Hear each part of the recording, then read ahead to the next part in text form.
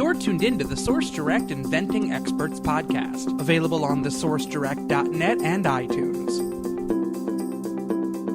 Hi, everybody. Welcome to the Source Direct Inventing Experts podcast. This is episode number 27. We've made it all the way to 27 now. Wow. That's a lot. And actually, I mean, kind of technically on our iTunes, it's going to say 28 because I recently just released all the audio from your Virginia Innovators Group meeting that we did on Monday night. Yeah, that went really well. It did. Yeah, it went very, very well. It was very interesting to see all the questions that we received from people from a different state. It was really, really cool. They had you up on the big screen in their meeting, and we Skyped in. It was great. Yeah. I mean, getting to talk to that many inventors at one time, I mean, it was fantastic. And it's good that they ask questions, because a lot of times that'll happen. Nobody will ask any questions. Yeah. So and that's an issue, because sometimes, I mean, the ball had to get rolling a little bit. That's it. I know the guy who ran the meeting had to ask a few questions himself, and then people started asking. Because they didn't, I guess, know the spectrum of what they could ask. And because most places are not going to answer as many questions as we do, because they want to hide those industry secrets. So, something to hide. Exactly. Yeah. So our goal is to make sure that you folks know everything that you need to know to make sure that you're educated in the inventing industry. You might also been intimidated, because if it's on Skype, like on big screen, they saw Ed's head, giant sized head. Yes, indeed. Big head. Big head. Well, we actually showed all the products too, a lot of the products that we've been working on, which is fantastic. And it was just a great meeting, and we're going to be definitely doing some more of those.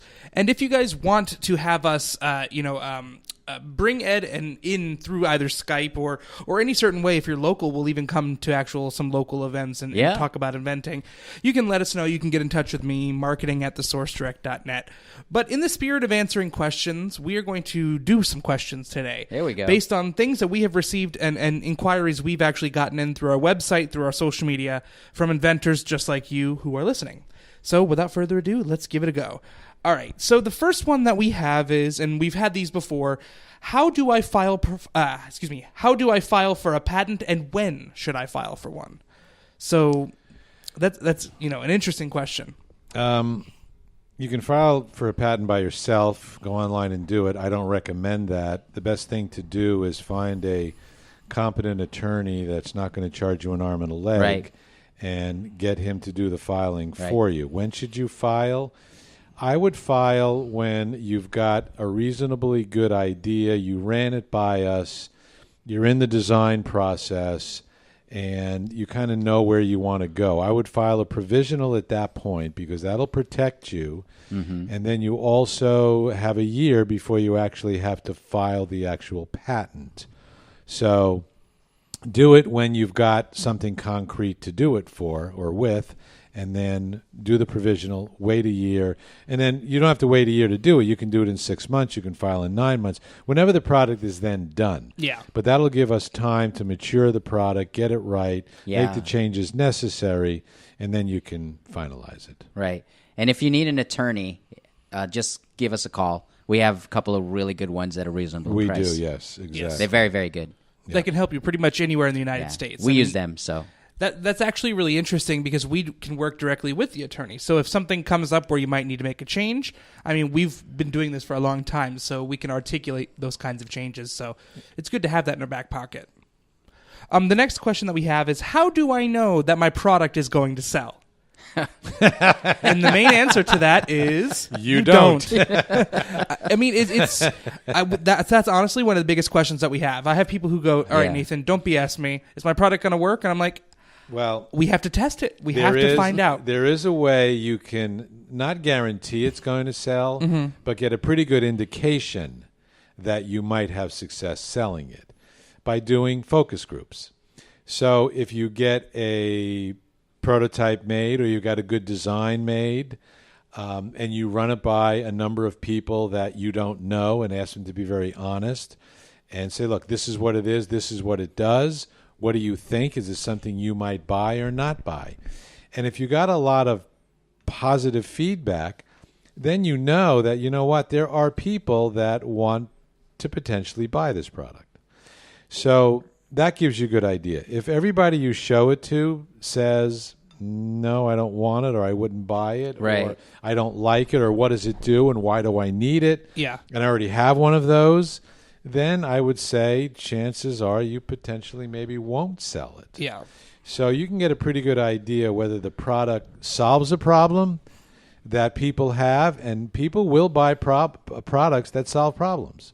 So do a little focus group first, then determine whether or not it's the right thing to do to move forward. Right. The other thing is get our free consultation. I mean, Ed is very experienced with products, and he has, some good insight. And that's the thing, too. When we look at it, we don't take every single product that we see. I mean, if we don't think it's going to go anywhere, we won't take it. But if we think it has potential, which is not a guarantee that it'll sell, but if we think it's got potential, we'll take you in. Sure. Yeah, and you know what? You're taking a shot. You're getting into business. So you have to recognize that it's a bit of a gamble producing a new product.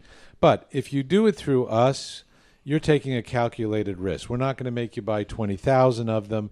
We're going to produce the product. We're going to go through the process for as little money as possible. So we're going to save you every dime we can along the way. So, yes, you're going to spend some money. And, yes, there's a possibility that not as many people as you think will buy it. But, there's always liquidation. There's always the ability to get rid of just about anything. So maybe you'll break even. Maybe you'll lose a couple of dollars at the end of the day. But, nothing ventured, nothing gained. If you don't take the shot, you're never going to know. Absolutely. That's right. And most people, I think, sometimes are obviously, for good reason, uncomfortable with that situation. But, I mean, most people wouldn't know if a product was going to sell unless they gave it a shot. So, I mean, that's the risk an inventor is born to take. Exactly. You have to take the shot. If you don't take the shot, you have no chance. I mean, look at my situation way back in the day. If I didn't take the shot on the very first product, I don't know where I'd be today, what I might be doing today. I took a shot. It panned out. It worked out. And it's been very, very successful. So, take the shot. So if you lose money, my philosophy is it's only money. You can make more money. That's so right. Think about it in that vein, that you need to understand that you're going to take X number of dollars and you're going to invest them. It's like I play the commodities market. It's a very dangerous marketplace. It's wrought with problems, and you can lose a lot of money in it. You've got to make sure you're doing it right. So I allocate X number of dollars towards buying commodities. It's a hobby of mine. But guess what? I could lose every bit of it. But guess what? I'm okay with that because I've already come to the conclusion that I could possibly lose the money. That makes me just play the game. Yeah. So great philosophy. Yeah, come. If you're going to do this, come to grips with the fact that you could potentially lose money, but also there's a better chance you might make a lot of money. And that's why a great you do point, it. Yeah. Honestly. Because, I mean, it's definitely a gamble, but at the same time, it's a calculated gamble. It's not just like you're throwing your money at the wind. You're actually doing the work to market it correctly, design it correctly. So it's not that much of a risk if you do it right. And that actually brings me into my next question. How do I know if I'm working with a good company to build my product? Because obviously, that's incredibly vital. You need to know that the product, the company that you're working with is actually doing their best for you. So how do I know if I'm working with a good company to build my talk to other people. Yeah. Talk to their clients. Yeah. Get testimonials. Talk to the company. Vet them. Ask questions. You got to do your research. It's like when you go to a doctor and you're going to get heart surgery, you're going to ask the heart surgeon a lot of questions, aren't you? And you're going to do your own research. And you're going to basically find out whether or not these are the people that I want to do business with. Ask a lot of questions. I mean, that's basically what it comes down to. We will give you our customers to talk to. Yeah. And we have many. And you can get firsthand information as to how we treated them. So basically, you just got to ask a lot of questions. You got to look at testimonials. And you've got to be aware of those companies. And we've said this so many times before, but I don't think we can say it enough. Watch out. For those companies that tell you, I'm going to get you in Home Depot, Target, Walmart, not a problem. Listen, only $34,000. We're going to make you samples and get you drawings.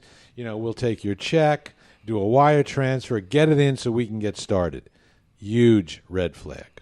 Yeah. That's right. I mean, sometimes if it seems too good to be true, it probably is. That's it exactly. That's it exactly. Beware the companies who can guarantee that they can get you into big box store like Home Depot or Best Buy. That's one of them. Watch out for that. Yeah. And when they won't talk to you, well, our consultations cost $500. Well, wait a second. Come on. You won't ask us some questions. You won't spend 15, 20 minutes or a half hour answering my questions so I know whether or not this is right for me. That's like going into a car dealership, looking at a car on the floor, wanting all kinds of information, and the salesman says that'll be, $89.99 for the next 15 minutes. No, come on. Yeah, it just doesn't work that way. If a company doesn't have the time to say, okay, what are your questions, and answer your questions, I don't understand. That's right. That's a higher likeliness of getting scammed down the road. Exactly. Right. And how much is our consultation? $0.00, I believe. Right. That's right. Free. It's absolutely free. And and a lot of people have told me before when I tell them about it, okay, well, who do I pay for the consultation? And I'm like, you don't pay a single person. And they're like, oh, really? Because every place that I've called before, they said that there's going to be like a viewing fee or an evaluation charge, and I'm like, no, we're good. We don't charge that. It's a way to make more money. It's just, listen, fees after fees after fees. We have fees for things we do. Yeah. If we do something and create something and produce something, we're going to charge for it. Less money than everybody else, quite frankly, but we're not going to charge you money to answer your questions at the beginning of the process. Sure. We want that to be free so you can feel comfortable about whether or not you want to move forward. We want to earn your business up front, and then you'll work with us later on down the road. Exactly. So that's good. All right, the next question that we have is interesting. Should I insure my prototype before I send it to Source Direct? Yes. Plain enough. I mean, honestly, they're giving you their in only some cases one. their only one that they may have. Yeah. So how do they go about doing that? Insuring their prototype when they send it via FedEx or UPS or wherever it is sent in. Basically, if you paid $500 for it, insure it for $500. You'll pay a few dollars extra in freight costs, but if FedEx or UPS loses it, they'll write you a check for $500. Right. You can go buy another one. And really, it's not that much money extra. No, it's not. It really isn't for what the protection you're going to get. You might as well add it directly in. I mean, if you made it yourself and it costs you $13 in material, you get covered for $50 anyway. Mm-hmm. Yeah. So if it's over $50 in cost, insure it. Mm-hmm. If it isn't, then don't. Good. All right. The next question we have is, what is the Source Direct Phase 2 marketing? I know people have heard us talking about that a lot, so it's time for some clarification. Go ahead, Jerry. I think Jerry's got this. All right. Phase 2 marketing. All right.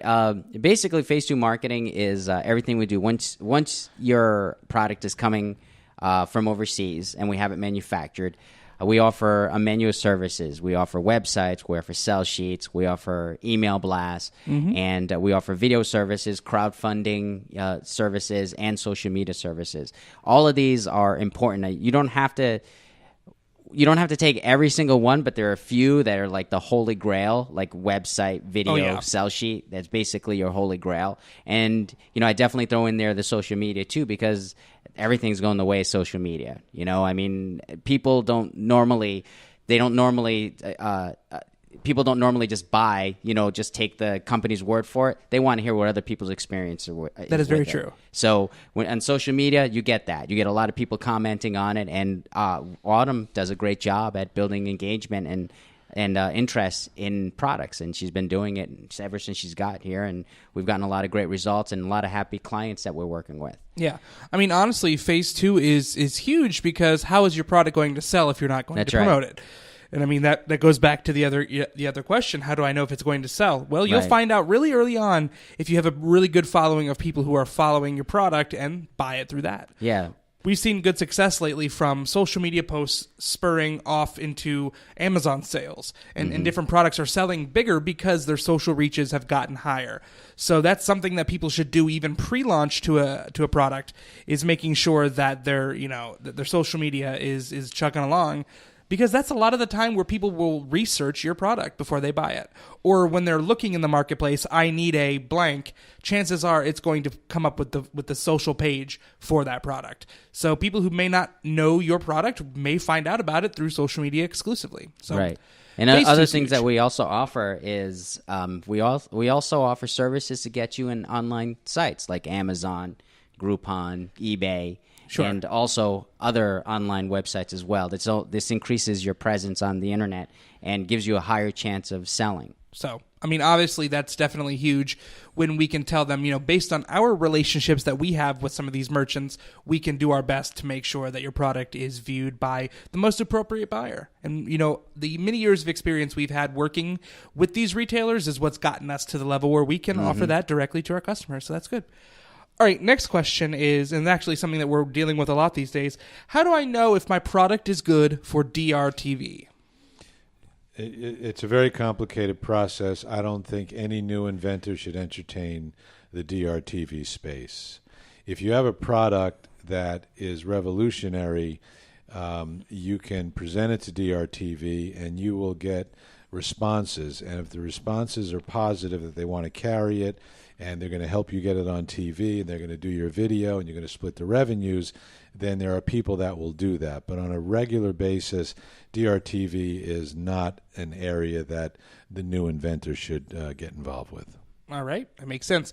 Now, when would be the best? I mean, you said obviously if it's a revolutionary product or idea, when would be the best time? You'll know when the product is made, and we look at it. We'll submit it to people that we know that are big in the DRTV space, and if they come back and say, Ed, this thing is great, we want to get involved, are the margins there, we'll contact the inventor and say, look, there's a potential for you to get on TV. But DRTV spots are very, very expensive.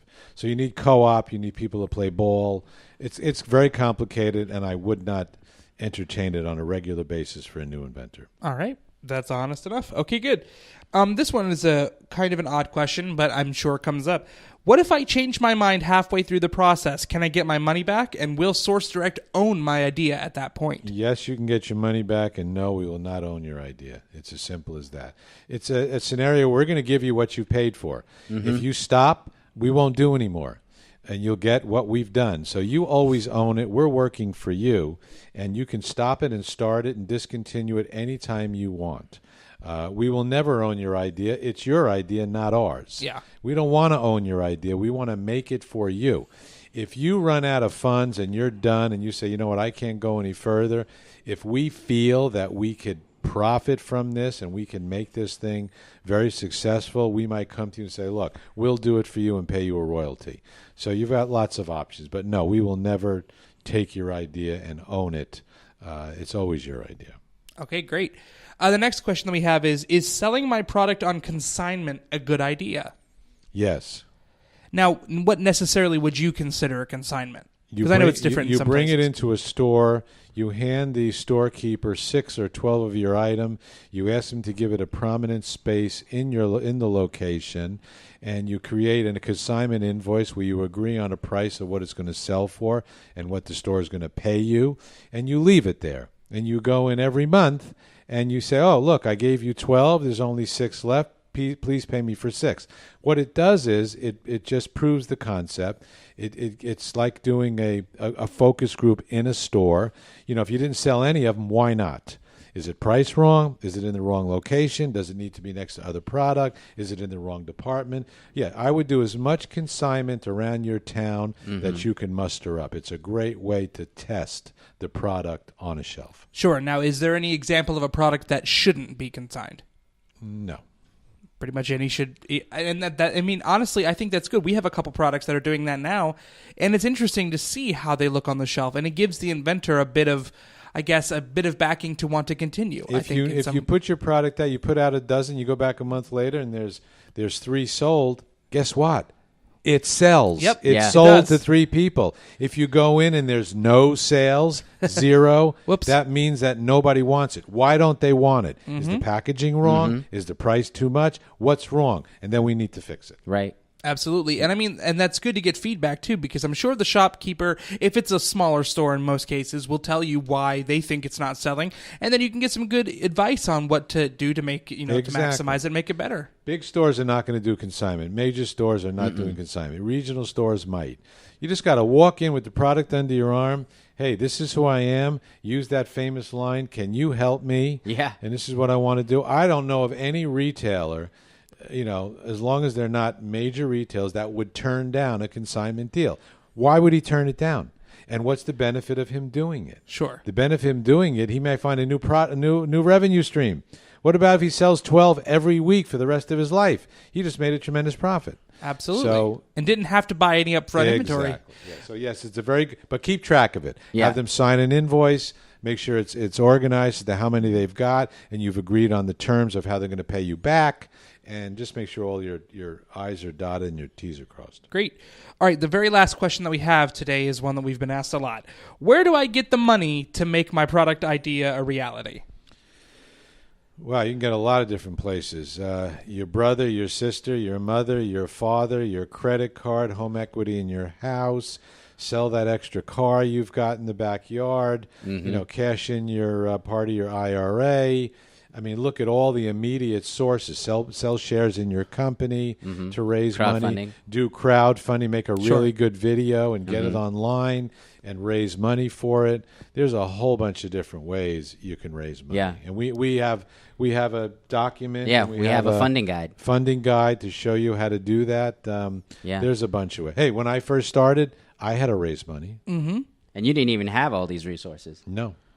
There was no crowdfunding back then. No. Yeah, they barely had telephones. There wasn't even electricity. I didn't even have an iPhone back then.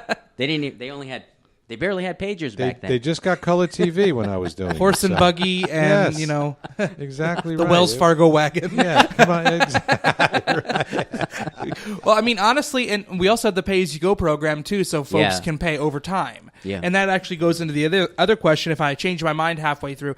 While you're working on this, you're paying per phase. So as things are going, we're not asking for, $100,000 up front to get your product moving like other places do. We are doing it so you can pay and then move on to the next phase. So you know that we're doing the work that you signed up for. Yeah. Which I think is huge because a lot of people get weird because they don't know where the money is going and if they're going to get a return on it. At least they know with us that they're paying, step by step. Again, pick up the phone, call us, and we'll send you this funding guide. Absolutely. No charge. We'll send it to you. Here's how you do it. If you have zero money and you want to raise money, there's lots of ways to do it. And we can tell you every way there is to raise money. Yeah. Absolutely. I did some research. I actually wrote the funding guide. I did some research on the different crowdfunding avenues that were out there and figured out the best ones. I've laid out every single fee structure so you guys know whether or not you have to achieve your goal to get the money, which is interesting. Some of the crowdfunding tools, you don't have to raise your entire goal to get the money. You get it as they give it to you. So there's a lot of different ways. Contact us and we'll give you the funding guide. You can give us a call anytime, 888-373-3876, and you can chat with me. We'll get you set up with a consultation. I believe April we're doing our Inventathon, which is we do it every few months where we have our staff stay on a bit longer every day to work with inventors as they come in. And through the rest of April, we'll be able to get you a consultation within one business day. So if you give us a call, 888-373-3876, we can get you signed up and chat with all the experts here. Well, that was the show.